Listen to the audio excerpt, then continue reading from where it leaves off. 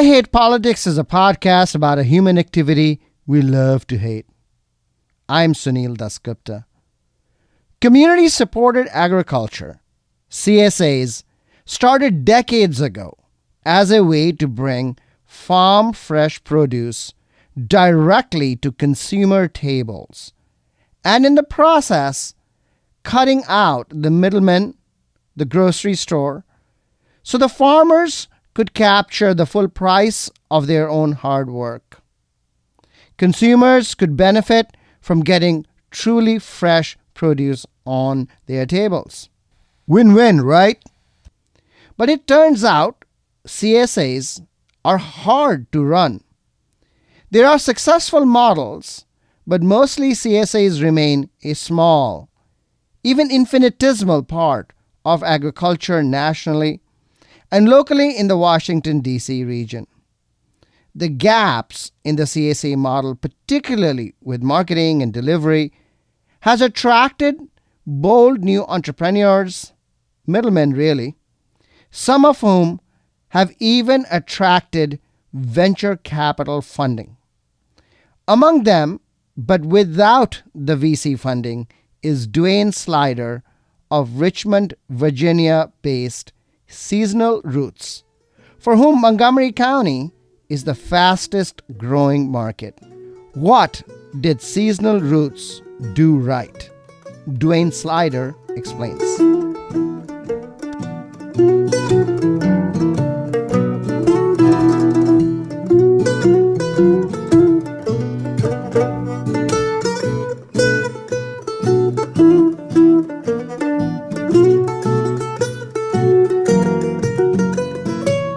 I Hate Politics is a podcast about our neighborhoods, workplaces, schools and streets, and our local governments as they function in diverse and democratic societies. This means our politics are messy, dirty, sometimes corrupt, with often self-serving politicians. But no matter how much we hate politics, we are never exempt from it, even when we refuse to participate. In fact, the purpose of politics is to keep society moving precisely when we don't agree with each other, like now. Music for this episode comes from Valeria Stewart, an Arlington-based roots and Argentinian-tinged world music singer-songwriter, and her trio Crooked Sparrow. Kevin Dudley on guitar and mandolin, Valeria Stewart on vocals and guitar, and Jenny Smith on the violin. You can find Valeria's music in Spanish and English on her YouTube channel at Valeria Stewart Music.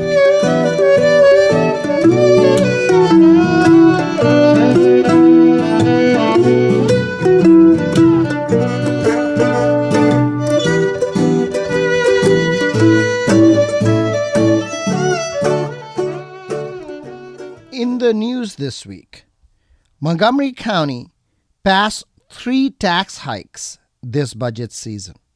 First, the county raised its development impact taxes. These are taxes paid by developers building new homes and come in 2 parts: transportation and schools. Both transportation and schools impact taxes increased, but the school side increased dramatically by over a third. Impact taxes are tied to actual construction costs, and the already high construction costs in the county have grown fantastically since the pandemic and the following period of inflation. The county, like other jurisdictions, uses a state-based construction cost index maintained by a trade publication called Engineering News Record to calculate the actual tax burden. And it is complicated. One easy way to think about this is that now it costs $700 a square foot to build an addition to your house. Custom construction is different from large-scale developments. Building types are hard to compare, and MCPS has this year agreed to increases in its wage rate for construction workers, bringing them in line with state wages. This extra cost is expected to be offset by the higher state reimbursement for school building projects. The impact tax, however, is going to have an effect on how and how much affordable housing is built in Montgomery County. Second, the county passed an increase in recordation or transfer taxes when homes are bought and sold.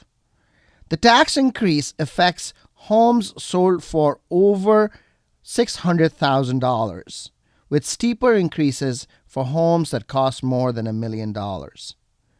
This money will go toward funding new school construction projects. Because of increased construction costs, MCPS had dropped a number of school rebuilds from its list of priority projects, and the tax hike reverses that decision.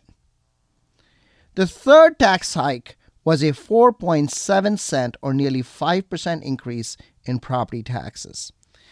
County Executive Mark Elrich had proposed a 10 cent or a 10% increase in property taxes in his proposed budget. But the county council came back with half of that, preferring instead to meet the budget cap by drawing on reserves. Most of the money would go towards funding schools and in particular the collective bargaining agreement that MCPS concluded recently with the County Teachers Union, the MCEA. The school's budget was particularly in contention. Council member Natalie Fanny Gonzalez questioned with strong language the district's low reading scores. Local blogger and government finance expert Adam Pagnucco has encapsulated the counter-narrative against the three tax hikes.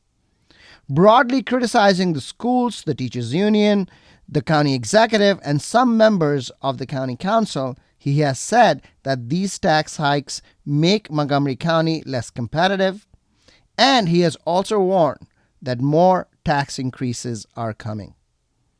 Using MCPS as an example, he has also criticized local government agencies for holding too much money in reserves even as the county is raising taxes. There is a mini scandal hiding in Montgomery County government where as many as 1,500 funded government positions remain vacant, raising the question whether these positions are necessary. Whether Montgomery County truly becomes uncompetitive depends also on what happens in Glenn Youngkin's Virginia. Virginia governors cannot run for office for more than one term consecutively. But if Youngkin can pull in a lookalike, and issues such as book bans and trans rights remain hot-button issues in the state, West Moores, Maryland, no matter what the tax structure, will remain an appealing place to live in. Last week in the news, I had talked about growing absenteeism in MCPS and public schools more generally. We got a voice letter. This is Nancy Clusen from Silver Spring. I listened to the podcast and heard your bit about school refusal, something I know a lot about from personal experience over the last 3 school years. However, I think you misrepresented the solution, even as you correctly identified the causes. The solution is to help children tolerate being uncomfortable. Children need to learn that they can be academically or socially evaluated and still be okay. They can feel discomfort and be fine. They can be without the video games, TV, or books that they use to avoid uncomfortable situations. How do we do this? The solution is for the adults, parents, teachers, counselors, to first acknowledge the student's feelings of distress or anxiety. Name the feeling. But that's not enough. We must also tell them, you will be okay. How you feel makes sense to me, and I know you can survive this. That must have felt really unfair, and I know you can cope with this. It makes sense that you are feeling nervous about your presentation to the class, and I know you can make it through it. Getting kids back to school takes a well laid out plan of expectations and consequences, and at least one parent with nerves of steel to implement the plan. Schools can help by making sure that there are no factors at school that are unresolved, such as bullying, bigotry, or sexual harassment, and providing parents with the training needed to create a plan of action. The MCPS needs to find the resources to screen more students for anxiety disorders and provide many more resources for therapy. We love hearing from you, and it is easy to send us a voice letter. Record on your phone and email the file to ihppod@gmail.com. I'll be back with Dwayne Slider, founder of Seasonal Roots. You're listening to I Hate Politics. I am Sunil Dasgupta.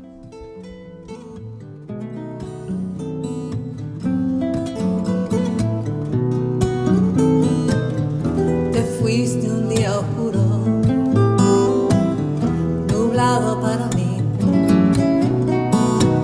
Ya no estabas en mis brazos, no te pude perseguir.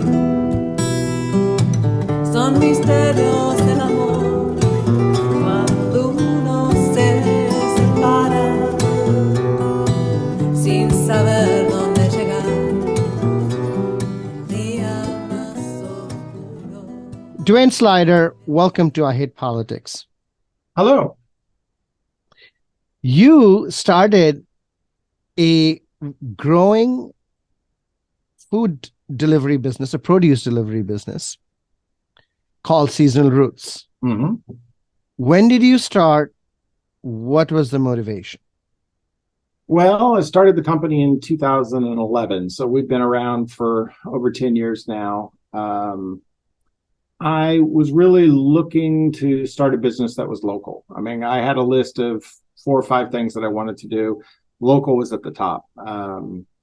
And I found a farmer at a farmer's market who had a CSA. And his CSA, he had 400 members and 2 acres. And not only did he have 400 members, he had a waiting list of 400 people. Wow. So, I mean, you start doing the math, and it was like, my goodness, this is a very successful business. But the guy's name was Charlie, and Charlie looked like a ghost. He was so tired because he was farming, he was marketing, he was distributing. It was just too much. So the decision was, how can we help farmers like Charlie?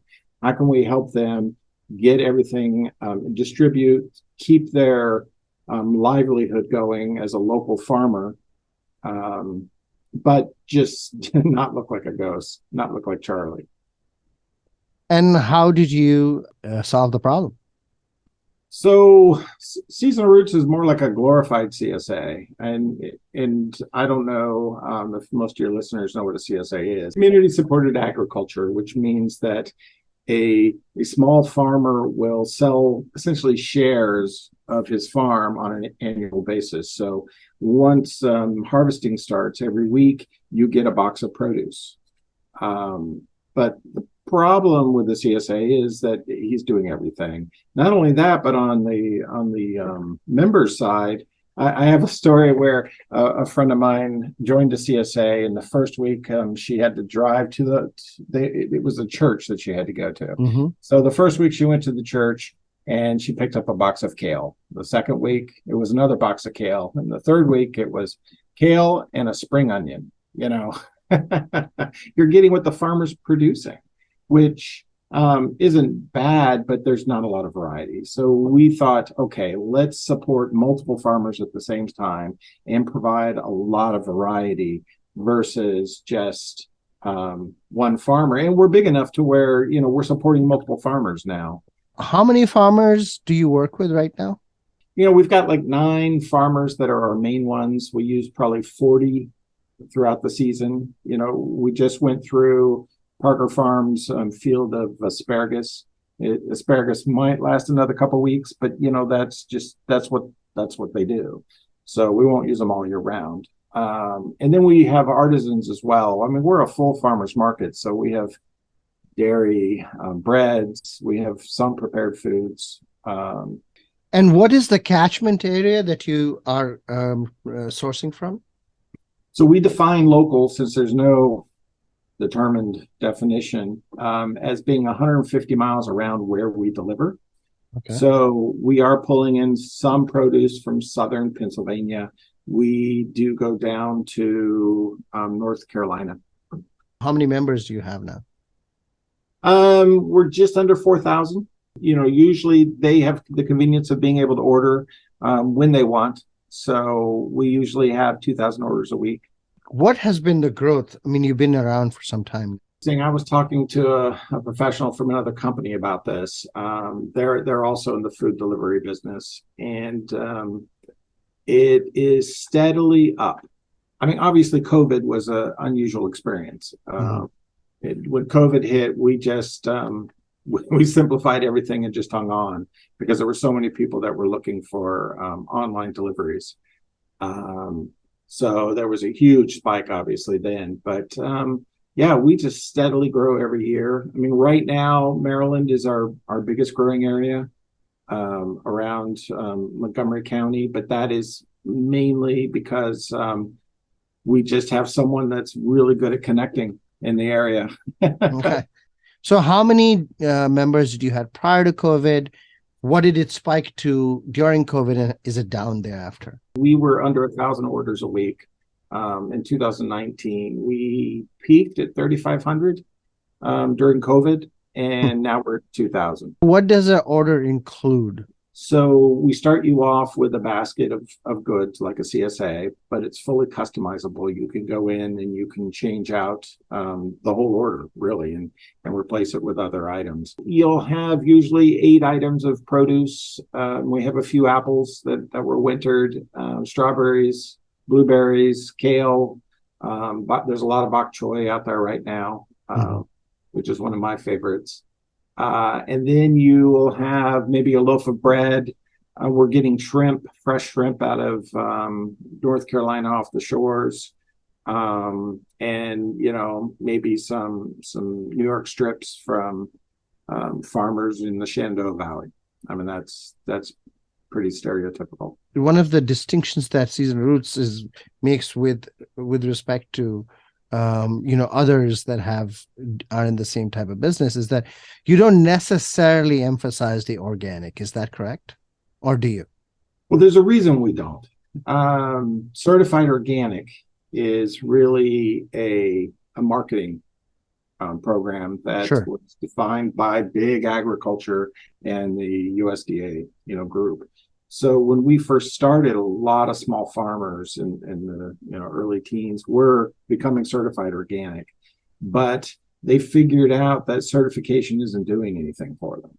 Right. So a lot of the farmers that we still deal with were certified and they've uncertified because the paperwork, if you've got 10,000 acres in California, the paperwork you have to fill out for that, and the paperwork if you have 2 acres in Shenandoah Valley are exactly the same. To be certified, and it's just I don't know too many. I can think of 2 organic farmers, and they're very small, and they're just very militant about being certified organic, and everyone else is uncertified. What do you mean militant? Well, they believe in the badge of certified organic. What we follow sustainability. We do have guidelines. We vet our farmers. We're looking for sustainable practices. We actually have a lady who's a sustainable agricultural professor. Right. So we're just looking for those practices where they're trying to keep their soils amended to where the soils are so fertile that they don't have to spray herbicides and pesticides. That's what we're looking for. Certified organic produce is usually sprayed more than, regular conventional produce, quite frankly. It's because they're using pesticides and herbicides that are, organic. And, so it's just it's an odd thing, and we try to stay out of that fight. Right. And so, from your point of view, sustainability can be captured by sort of this measurement of soil that you do. How do they treat their soil, and whether that treatment then leads to more or less spraying. Yeah, most farmers around here, if they're doing sustainable farming, they haven't sprayed anything yet. Usually it's August is the only time you have to spray. And that's just because either you're getting so much rain that's hot that you're getting fungus, or you're not getting enough rain and you're getting pests. I mean, that's usually it. And then other than that, again, the farmers we're dealing with, their soil is so fertile. Let me give you an example of Florida's farms. I was there, and it was right after their first frost. So there were tomatoes just laying fallow in the fields because they farm so much that they can't pick it all. They do a lot of farmers markets, and they deal with us. So they're just picking what they need. But that's good because all those nutrients are going back into the soil. Or I was there early in the spring, and I was just walking in a field of weeds, and then I realized there were cabbages in there. And what happened was they planted the cabbages, and then they didn't come up, but they don't spray, so the weeds came up too. So they replanted the cabbages, and then the cabbages ended up just being in a field with weeds and everything, which was fine. I mean, that's kind of what you want. You don't want the Roundup being sprayed all around your food. We're looking for farms where the cattle aren't on a hill on top of the farm, so you don't have everything from the cows going down into the fields. You're looking for farms that are doing like Flores farms. They're not spraying a lot of herbicides. Another good example of ways to get around that is they'll put plastic down in their like strawberry fields. And then they'll have holes where the actual strawberry plants are, and they're doing things like that. Do you have refrigerated warehouses? What do you do? Yeah, so the life cycle, and this is all to the members' benefit of Seasonal Roots, is to have them order. So they order over the weekend, and then we're telling the farmers what we need, because we want to get the most nutritional produce to a person as possible. We used to say 48 hours to doorstep. It used to be our tagline. And that's still pretty much true. It's just I learned that sweet potatoes have to sit in the warehouse for 2 weeks to cure. You can't, if you gave sweet potatoes to someone within 48 hours, the skins aren't cured enough to where you can handle them. They bruise really easily. So we got rid of 48 hours. So people order over the weekend. Then Monday, we're telling the farmers exactly what we need. And they're picking it Monday and bringing it to us Monday or Tuesday. We pack it Tuesday, Wednesday. We deliver it Wednesday, Thursday.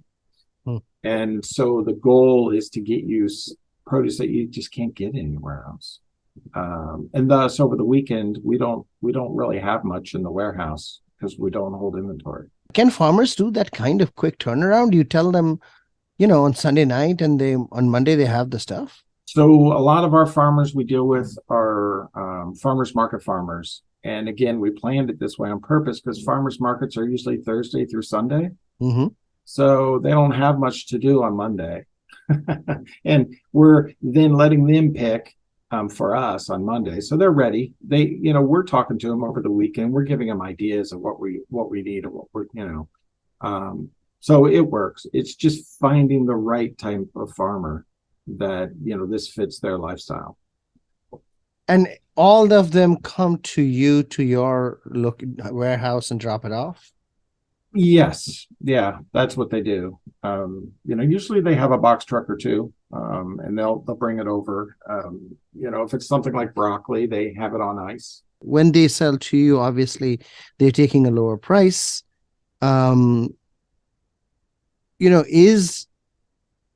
Is that a workable difference for them? I mean, yeah, and the reason, the benefit on their side is then they don't have to market it.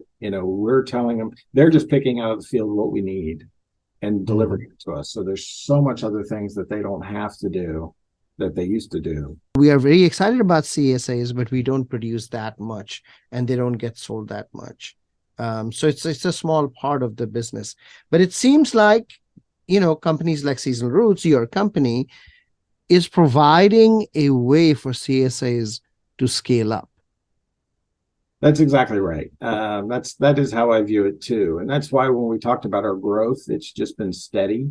I think there's a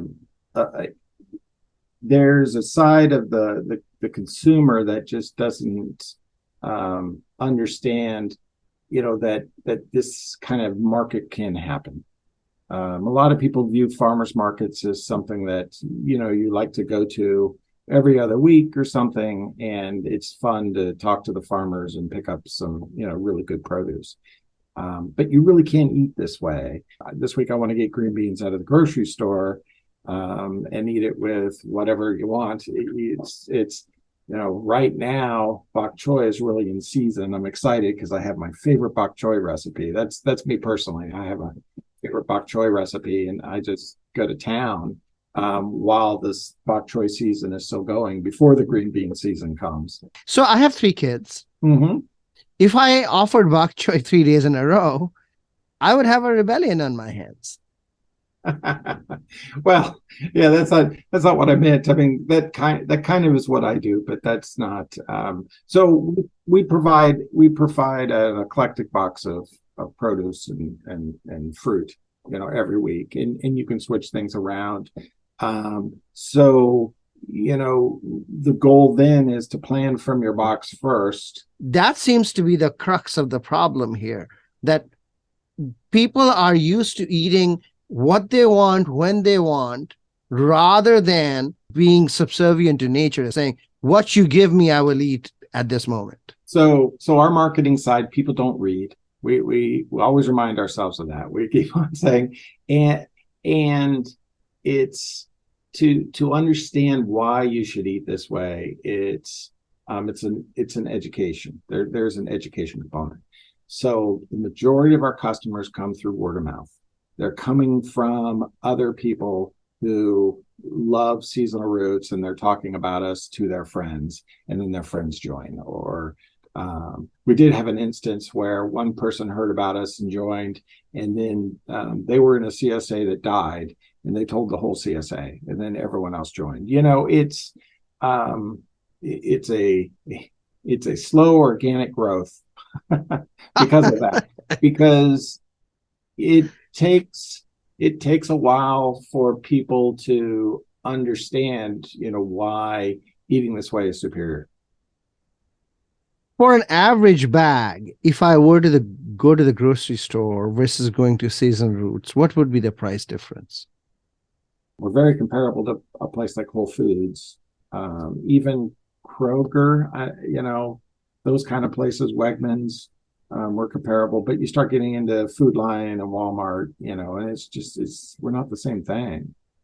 Right. And I understand that you're not, but is there a sense that, you end up spending 25% more or 50% more on a basic box if you were to go? I don't see that. And the benefit is we deliver. I mean, remember, you don't have to go to the farmer's market and pick it up. I mean, it comes to your door. Which is so we're not only getting you something that's very fresh, but you don't even have to go find it. Tell me about what your distribution system looks like. Well, we only have 5 trucks, and they only go out 2 days a week, so they're not doing the last mile delivery. It's just not possible. So everything gets packed here in Richmond. And then, like in Maryland, we send a truck up to Maryland, and we have 25 market managers, I think, up in Maryland. So these are people who are members first. They really believe in what we do, and we pay them to deliver. And they'll meet the truck in different places, and then they'll go back to their neighborhood and they deliver in their neighborhood. Mm-hmm. We kind of got onto the gig work economy. I mean, before it was really, really there. These kind of people are I can just think of someone in Fredericksburg. She's a nurse. She does roller derby. She's been working with us for 4 years, and she knows all of her members around her that she delivers to. So she knows their habits, and sometimes she knows to go in the backyard and put the box underneath a picnic table to keep it cool for the hour that the person's not home. It's that kind of things that they do for their own members. Don't other companies do the same thing? I mean, this last mile delivery system that you've created? Very few. I can't think of anyone around here that does what we do. I know some people in other parts of the country that are kind of similar. You're just we have 200 people that deliver for us, basically. To be a market manager, they have to be a member? No, some people go backwards. They find out about us, but I'm always looking personally for market managers that there's something about food and passion for food. Do you pay mileage? We do. Mm-hmm. They get paid per order, and they get paid per mile, and they get discounts on the food. And you said Montgomery County is one of your largest markets now, fastest growing markets. Where else are you? Yeah, it's one of the fastest growing. In fact, we just moved into Silver Springs, and we're kind of our goal this year is to go to Minneapolis and then up to the southern part of Baltimore, take over that triangle. And we're down in Northern Virginia. So we're Fredericksburg to Old Town Alexandria to Leesburg. We're all in the greater Richmond area. And then we're down at the beach. Not in Washington, D.C.? That's a really good question.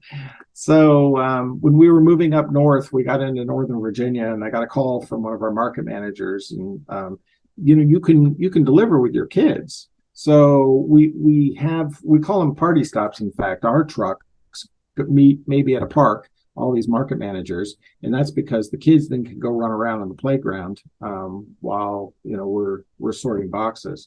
So this lady called, and she said, I have 3 boxes delivered to a second floor office building, and I've got my 2 kids in my car. How am I going to do this? So we realized quickly our system doesn't work in the inner cities. I mean, in the morning day, I'm not going to send my market manager with 2 kids into DC to deliver to 30 boxes to 7 apartment complexes. It would just be a nightmare for her. So yes, we don't go into the city. We don't but DC is apartments for sure, but it's also a lot of single family homes. But we deliver in the mornings, and that is a hard drive. I mean, Norfolk is kind of the same. We do deliver in Norfolk, but it's someone special that doesn't have kids, that can handle it. And we're just not ready. We're going to go all the way around DC way before we go into DC, I'm afraid. Huh. Okay. Which is your biggest market? Like size-wise? Northern Virginia is our biggest one. Arlington, Alexandria, that area? Really, we work in the suburbs. So you go a little farther out, it's more like Woodbridge and Falls Church, Stafford County. These are the areas that were really big. You go into the Beltway, and inside the Beltway, and I don't have the answer. I don't know why, but we're just not as big. What numbers are you looking at now in Montgomery County? I think we have about 700 members right now, but it's been growing fast. So what was it? 2021, we were delivering 100 orders, and we're delivering in your area. And now we're delivering 350. Is what's going on. It's also, if we're talking like Northern Virginia, I mean, you go into Montgomery County and you get out of the apartment complexes areas, and you just have wonderful suburbs. I mean, they're just that perfect, type of people. I mean, yeah, there's all sorts of little secrets. I mean, the fact that the housing up there is a little expensive means that people that live there, they want to be there, so they're willing to pay, the little expensive. And those are the kind of people that work really well for us. It's hard to that's not hard. Well, they're just richer. We have an area in Richmond that huge houses. I thought when we started, man, this is going to be a place because, they're just going to love us. And we just can't get in there at all. And it's just, I think it's dual income with kids. And so they're using Uber Eats and things like that. And, they're not looking for fresh food. What I find surprising is that you think apartment buildings don't work. I would imagine that food deserts, apartment buildings, and if you can manage somehow, the pricing or the size of the box or whatever, I think that's a huge market. Well, what doesn't work is it's the delivery. It's our delivery system that doesn't work with apartments. It's not that there wouldn't be a demand for it. We do, in fact, deliver to apartments, at different times. But I can remember, in fact, being up in Maryland in 2019 and delivering because I was doing a route for someone that was gone at the time, and it took me a half hour to figure out how to get into the apartment to deliver, and that just doesn't, it's just not cost effective. It's hard. That's the problem. Have you thought about delivering to workplaces in not in boxes but in backpacks? We have delivered into workplaces, but it just depends on the person and on both sides. It depends on the market manager delivering and the member if that works.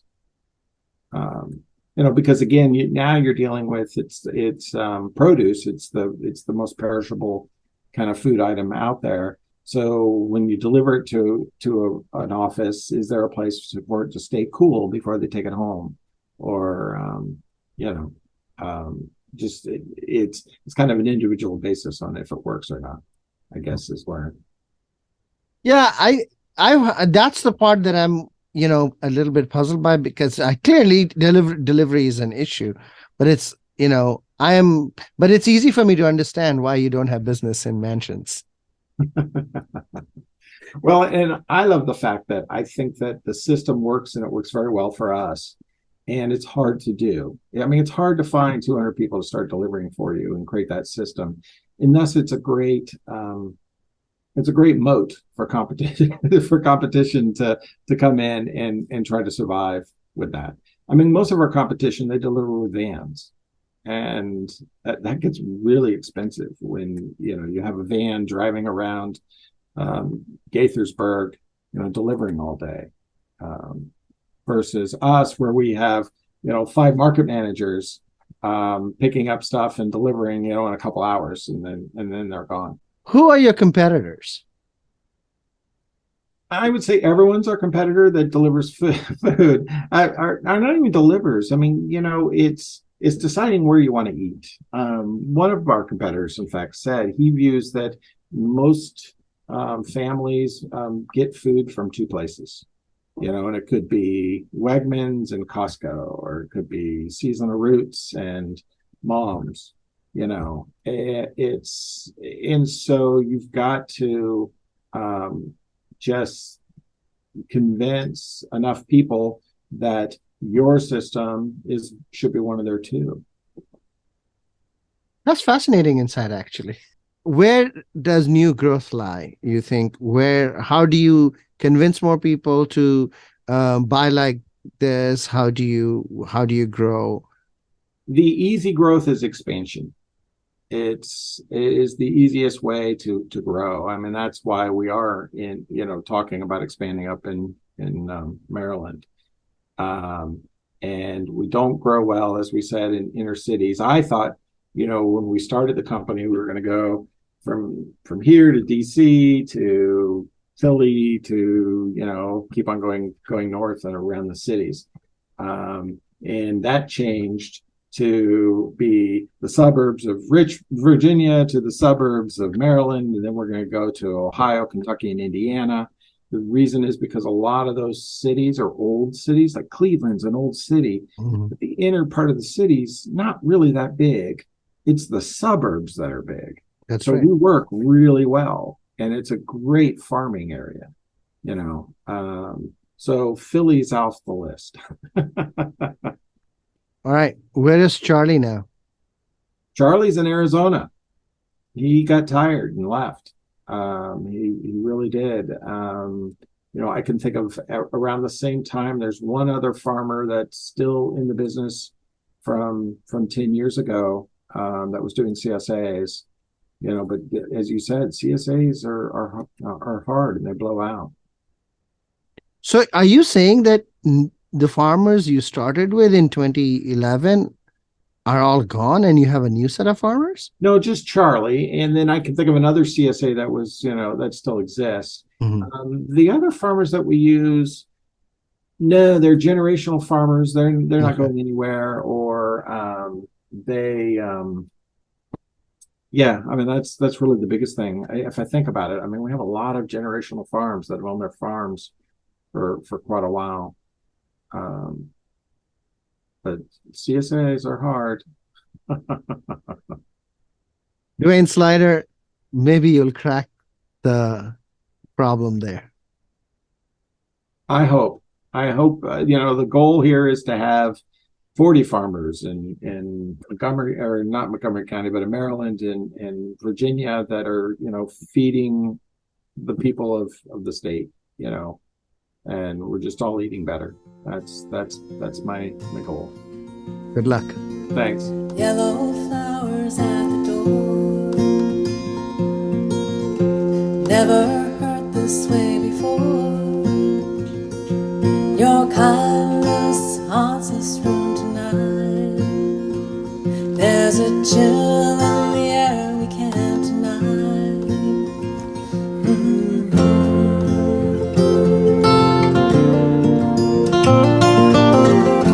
Don't know where to look past. Help me find my way back.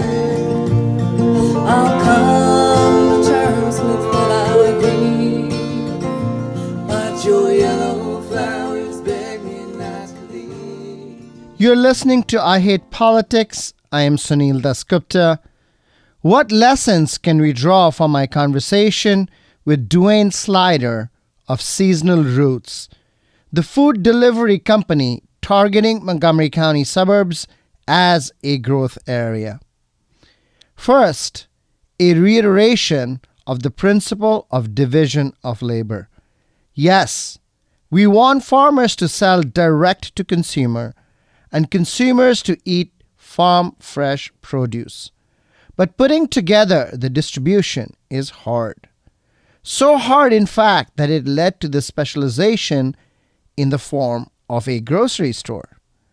The CSA model, intended to break that, has not done so, though there are plenty of farmers trying and governments, including Montgomery County and Frederick County, encouraging farmers. The insight from the interview that we have at least two ways of getting our food means, however, that farm-to-table operations could be one of those two if two major barriers were addressed: pricing and delivery. Second, and not to put too fine a point on it, labor management could very well be the key to successful farming. Farm families make up less than 2% of the U.S. population, but this number doesn't take into account the millions of seasonal farm workers without whom there would be no food available to buy for consumers. Seasonal Roots has created a 200% last mile delivery system that its founder described as a moat for competitors. Third, one might have thought that the density of cities would make them a more attractive CSA market, but not according to Dwayne Slider. He found that actual delivery to apartments and delivery within cities was harder than in the leafy suburbs, where parking was easier and access to front porches quick. This is not good news for food deserts in cities, but also a clear public policy problem that can be addressed by local governments. Fourth, I want to draw your attention to categories such as organic, which can have confounding implications. Is organic produce more likely to be sprayed than the regular variety? I am sure there are purist farmers who produce pristine vegetables. But can this be done at a scale and at prices that will feed most of us? Seemingly unrelated is plastic use in organic farming. If organic farmers are widely using plastic sheeting to be able to grow organically, is the plastic pollution worth the benefit of going organic? Personally, for us, stopping plastic pollution has replaced the pursuit of organic food. That's all for this episode. You've been listening to I Hate Politics. I am Sunil Dasgupta. Music for this episode comes from Arlington-based roots and Argentinian-tinged world music singer-songwriter Valeria Stewart and her trio Crooked Sparrow. Kevin Deadly on guitar and mandolin, Valeria Stewart on vocals and guitar, and Jenny Smith on the violin. You can find Valeria's music in Spanish and English on her YouTube channel at Valeria Stewart Music.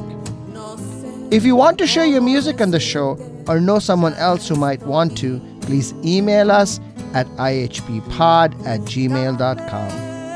I hope you'll subscribe and share the podcast as we bring you stories about politics close to you and to your home. See you next time. Ya no estoy. Ya pasa el tiempo y no saber que nos lleva el viento y el anochecer. Y el anochecer.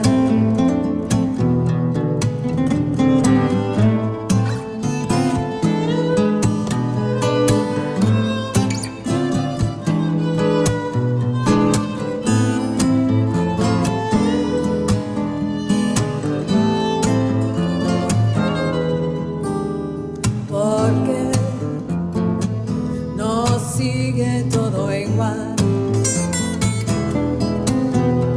No es lo que quise, pero pasó. Será la oscuridad nos envolvió. ¿Cómo decirte? Ya no estoy. Ya pasan las penas y no poder quedarme en paz y sin volver. Y sin volver.